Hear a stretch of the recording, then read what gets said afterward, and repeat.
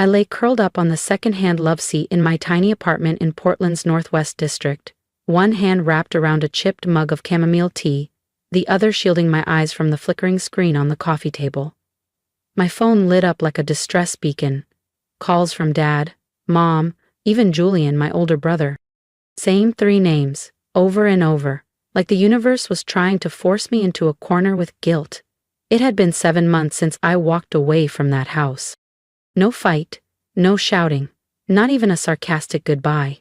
I quietly folded a week's worth of clothes into my suitcase, grabbed my laptop, and slipped my budgeting planner into my backpack. I left, just as the sky turned that purple-gray shade that always came before rain in Oregon. No one followed. No one even noticed.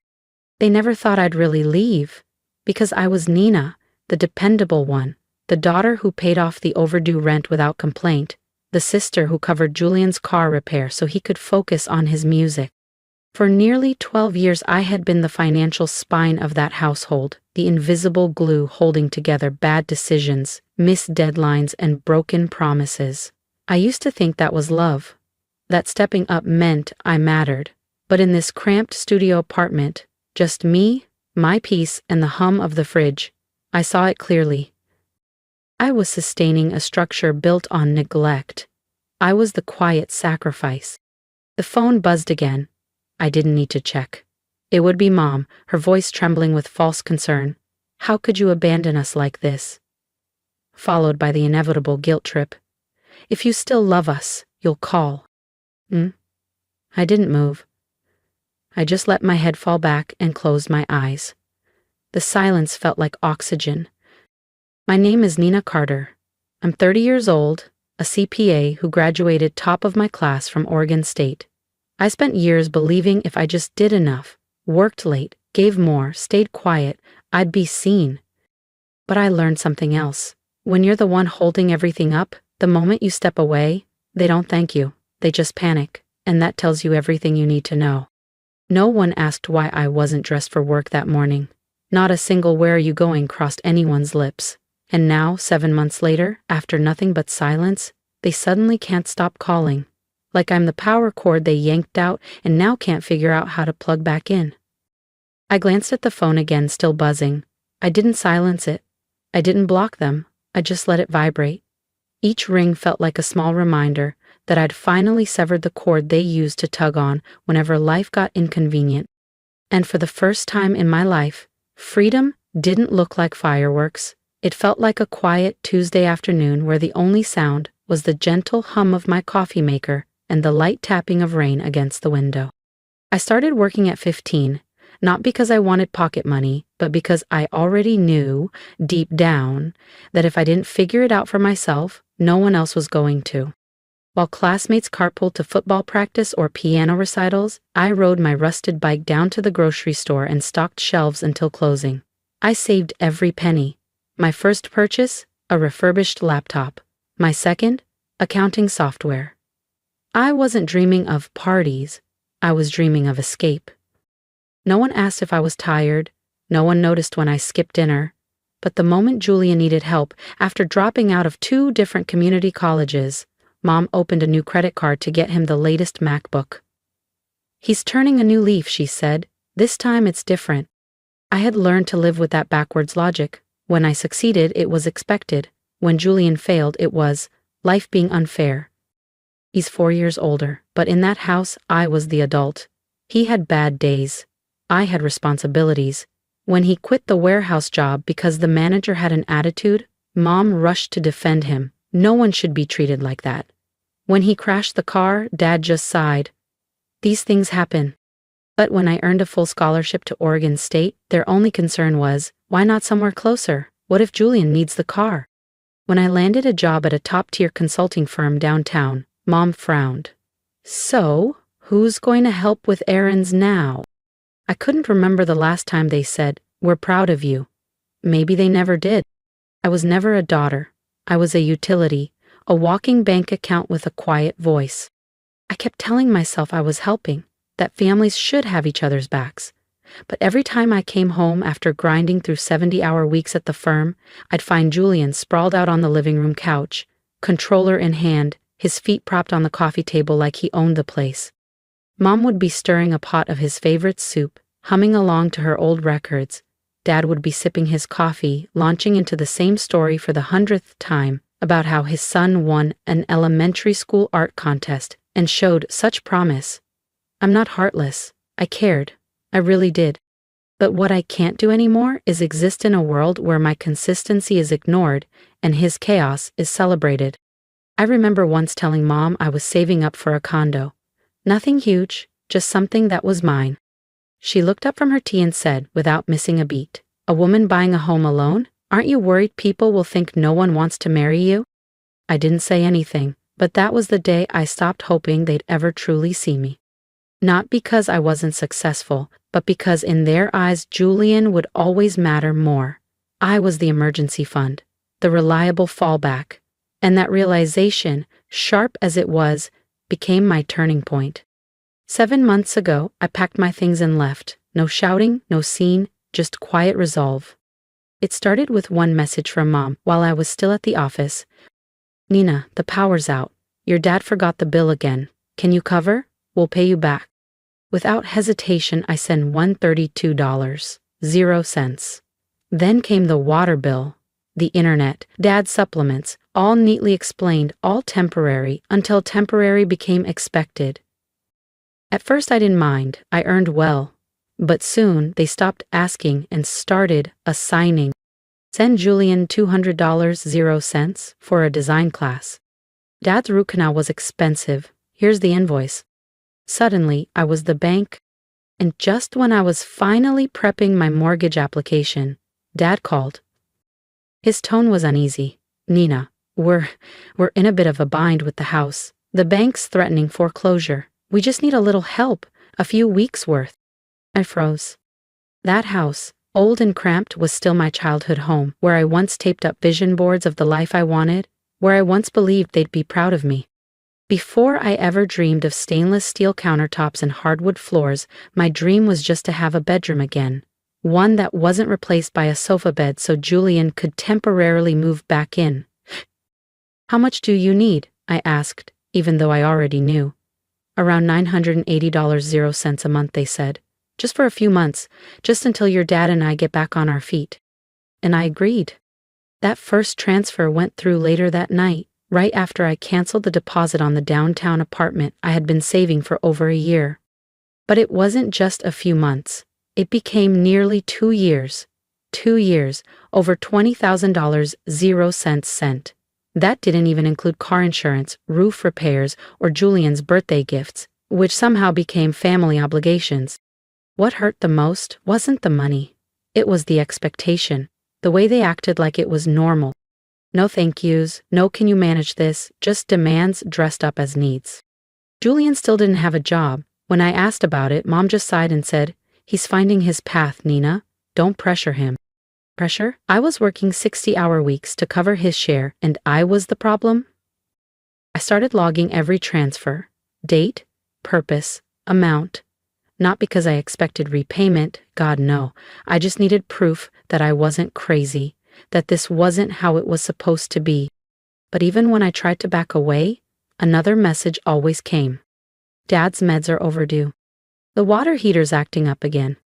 Julian might need art supplies soon. Can you check in?" So I'd send it. Again.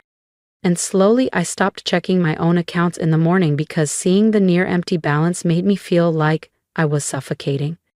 I was living off frozen dumplings and clearance canned goods, skipping haircuts and pushing back dental visits so Julian could have a fully stocked fridge and a leak-free roof for his creative space.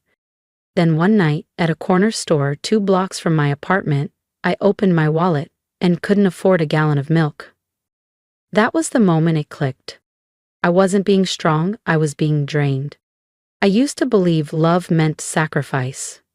But now, I knew sacrifice without reciprocation isn't love. It's slow destruction. And the only way to stop drowning was to let go of the ones pulling me under. That Sunday it was drizzling. I had just finished a brutal 10-hour shift. My body ached for a hot shower. Instead, I stopped at the store, grabbed groceries, drove 40 minutes, like I had for 2 years. I walked into the house. I stepped into the kitchen, arms full of groceries, salmon, fresh greens, a few frozen meals. As I set them on the counter, Mom appeared, not with a hug or hello, but with that familiar edge in her voice. "Nina, we need to talk." Before I could even exhale, she folded her arms, her tone already laced with guilt and accusation. "We've talked about this. What you're sending each month, it's no longer enough." I paused, blinking. "Not enough?" Dad stepped in from the living room, his voice slow and grave like he was announcing a natural disaster.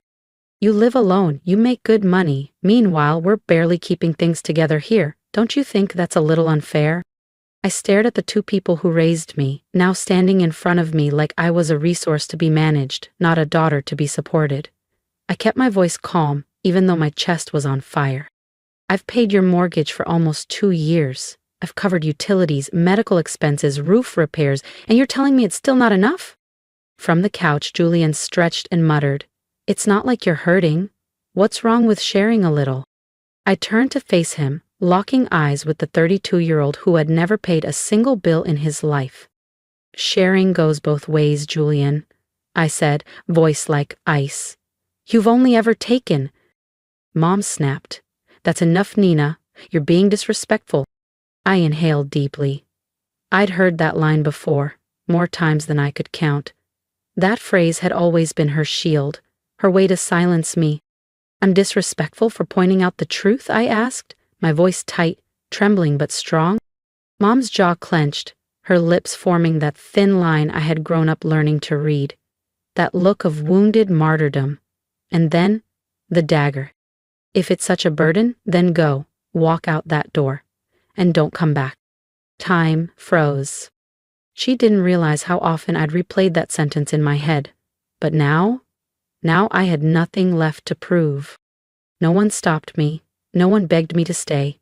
I looked at them all, at Julian scrolling through his phone like nothing had happened, and I dropped the last bag onto the table. Didn't unpack, didn't fill the fridge. "All right," I said, soft as silk, sharp as glass. "If that's how you feel, I hear you." I turned and walked out. No one followed, no one called my name. Just Julian's voice fading behind me. So dramatic. But I didn't turn back. The rain poured down, soaking my hair, my sleeves, my shoes. But I felt free. For the first time in years, I felt weightless. Not because I had nothing, but because I had finally let them go. And I didn't drive straight back to my tiny apartment.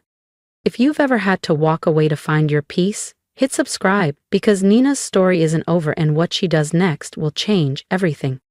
I pulled into a quiet gas station just off Burnside, the kind with one flickering light and a vending machine that probably hadn't worked in years.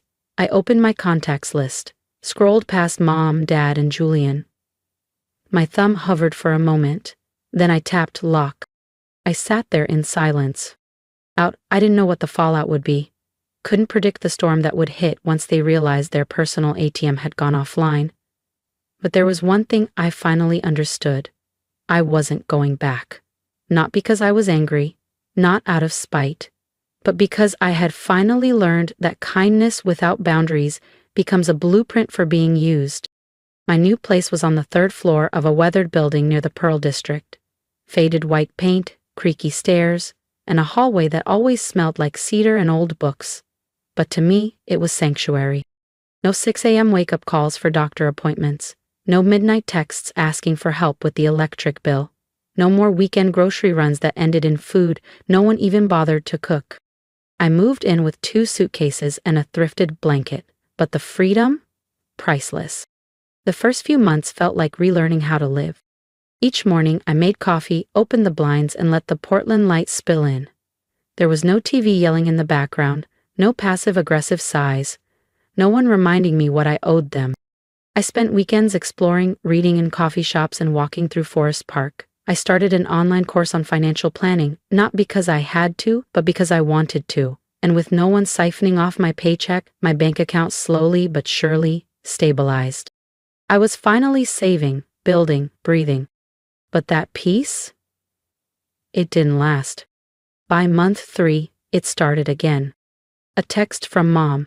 Nina, your dad got a letter from the bank. Something serious. Please call. I set the phone down without replying, because I knew something serious was code for, we need money. A few days later, Dad called. We really need to talk. The house is in trouble. I didn't pick up. Then came the wave. Daily calls, texts, voicemails. First polite, then pleading, then bitter. Are you really abandoning your family? Julian left a message. This isn't a game. Everyone's struggling. I blocked his number. I changed my work line. But no matter what I did, I couldn't stop what came next. I tried to stop myself from reading the messages, but sometimes they were too long to ignore. Paragraphs of accusations, claiming I'd changed, that I'd become distant, cold, heartless. But I wasn't cold. I was healing. Then one Monday afternoon, as I was walking out of a client meeting downtown, my phone buzzed again. It was Julian. I didn't answer. But this time his voicemail wasn't desperate. It was bitter. What do you think you're doing? Feeling proud of yourself? You don't get to walk away from your family just because life got easier. If Mom and Dad lose the house, that's on you. I stood frozen in the parking lot, the voicemail echoing in my ears. I listened to it again, and again, and for a second, I didn't know whether to scream, cry, or laugh. After years of skipped meals, after quietly funneling over $20,000, 0 cents into their bills, after never once hearing a genuine thank you, this blame was what I got? I pulled out my phone and started typing.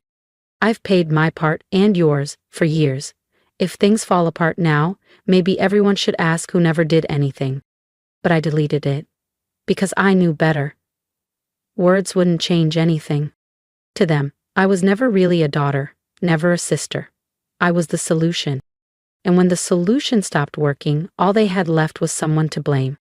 I slipped my phone into my coat pocket and continued walking through the golden glow of the Portland sidewalk.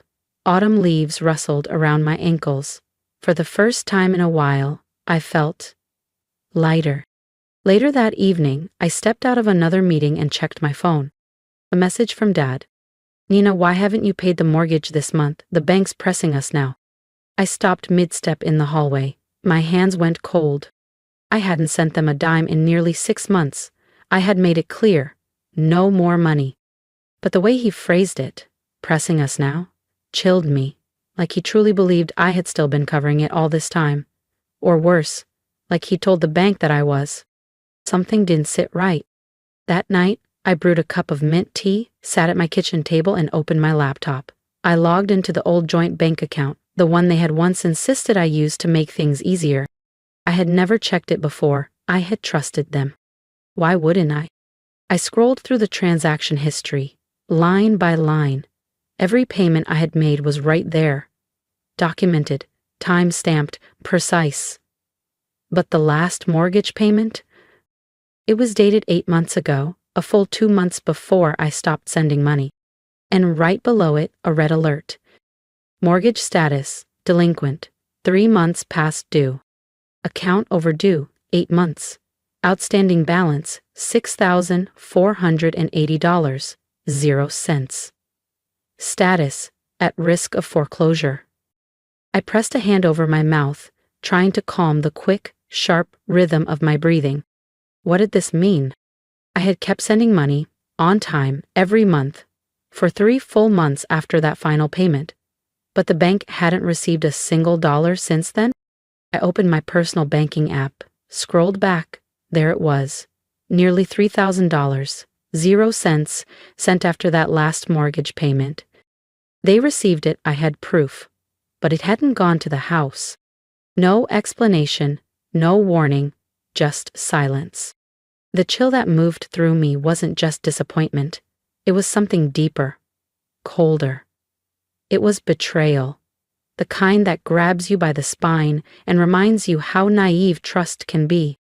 I didn't pick up the phone that night. I needed answers, not excuses. The next morning, I called the bank again, this time not as a dutiful daughter but as someone trying to confirm the full scope of damage. I explained calmly that I had previously helped manage payments and was concerned my parents hadn't been honest about the mortgage. After verifying my identity, The woman on the line gently confirmed what I already feared. There hasn't been a full payment since January, she said. The account's now with special collections. I thanked her and hung up, my fingers trembling. No more doubt, no more hoping there was some mistake. I had sent money, thousands. And it hadn't gone to the house. Where had it gone? I didn't know, but it wasn't used for what they'd begged me for. That night I left every light on. I couldn't sleep. I laid there, stiff on the couch, staring up at the ceiling as if answers might be written in the plaster. One question looped in my head like a ticking clock. How long had they been lying to me? Mom's familiar phrases came rushing back. It's only temporary, sweetheart. If it weren't for you, we'd starve. Your dad's so worried. Please just help us through this. And then I remembered Julian's face when I left that day. Not regret. Not sadness. Just fear. Fear that the money was leaving with me. I typed a message to Dad. I just spoke to the bank. They said the mortgage is 8 months overdue. I kept sending money. So what happened? No reply. 15 minutes later, the phone rang. Dad. I didn't answer. Not yet. The ringtone echoed like a ghost from a house I no longer lived in, a family I no longer recognized. At 10 p.m., the third call came. My hands were cold. My heart was burning. I knew if I answered, there'd be no turning back. But I was ready. I pressed answer. Nina, it's Dad. His voice was low, tight. So, I guess you found out about the bank. I kept my voice steady.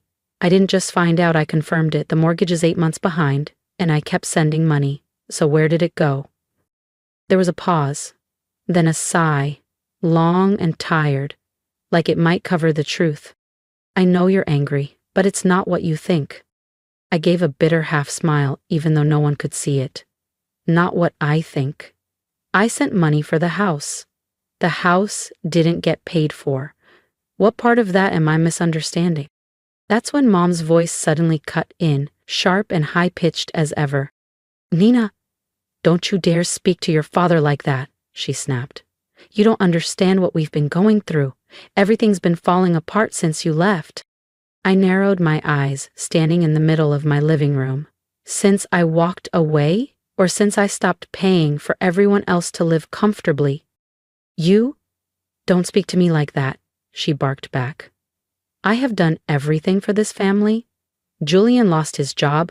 Your father's back is a mess. The house needs work. And you just turned your back on us. No, Mom, I said quietly but firmly. I turned my back after you drained every last dollar from me and still had the nerve to say it wasn't enough. I'm not obligated to fund your poor decisions. There was silence, just the faint hum of the call still open. Then came the voice I dreaded most. Julian, sliding in without invitation. You're being dramatic, he said flatly. They just need a little help, and you're acting like the whole world owes you something. I laughed low, cold. The world doesn't, but this house, it definitely owes me. You're selfish, he hissed. No, I said, ice threading through every word. Before I was just stupid. Dad came back on. His voice was softer now, almost cracked. We messed up, okay? But you're all we've got. We'll pay you back, I promise. I exhaled a dry, humorless breath. How many times have you promised that? Silence again. Then, barely above a whisper. If you don't help, we could lose the house. We're about to lose everything. And finally, I felt it. Not guilt. Not panic. Just clarity. Because for once, I knew I wasn't the one losing anything. I tightened my grip on the phone.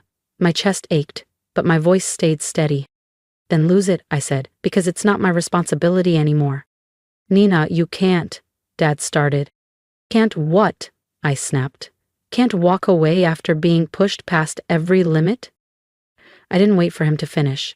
I carried this family for nearly a decade while Julian sat around burning through cash and judging me for working. And now, the second I say no, I'm the heartless one? In the background, I heard Mom's sobs again. Julian whispered something I couldn't make out, probably feeding her another reason why I was the villain. Dad's voice cracked with pleading, but I didn't really hear them anymore. Their words echoed like empty hallway ghosts, familiar, fading.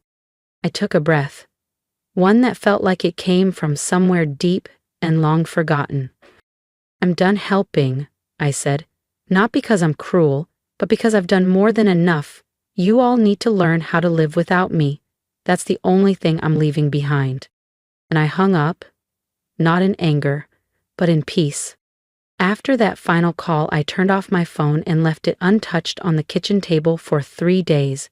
No texts, no voicemails, no guilt-laced pleas, just silence.